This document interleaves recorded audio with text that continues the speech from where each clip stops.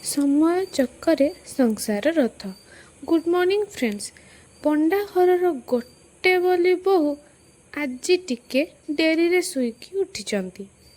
ସେଥିପାଇଁ ସେ ବାହାରକୁ ଆସିଲା ବେଳେ ଭାବୁଛନ୍ତି କାଳେ କିଏ କ'ଣ କହିଦେବ କି, କିନ୍ତୁ ସେ ବାହାରକୁ ଆସିଲା ପରେ ତାଙ୍କୁ ତାଙ୍କ ଶାଶୁ ମା କହୁଛନ୍ତି କି ଗୁଡ୍ ମର୍ଣ୍ଣିଂ।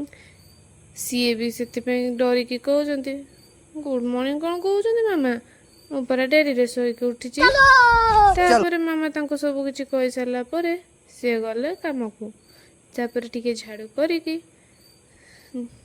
ଆସିଲା ପରେ ବିଛଣା ସବୁ ଝାଡ଼ି ଝୁଡ଼ା ଦେଲା ପରେ ସେ ମନେ ମନେ ଭାବିଲେ କି ଆଜି କ'ଣ ରୋଷେଇ କଲେ ଖାଇବା ସମସ୍ତେ।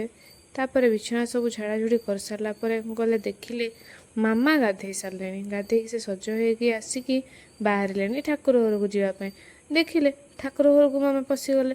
ହଉ ସେ ଭିତରେ ମୁଁ ଯାଏ କ'ଣ ଟିକେ ଖାଇବା କରିଦେବି। ଖାଇବା କରିବାକୁ ଗଲା ସମୟରେ ମାମା ପୂଜା ଘରୁ ବାହାରିକି ମୋତେ ଦେଖୁଛନ୍ତି ଯେ ମୁଁ ଗାଧେଇବାକୁ ଗଲିଣି। କହିଲେ ଜଲ୍ଦି ଯା ଗାଧେଇକି ଆସିବୁ, ମିଶିକି ଖାଇବା। ତାପରେ ମୁଁ ଚାଲିଲି ଗାଧେଇବାକୁ।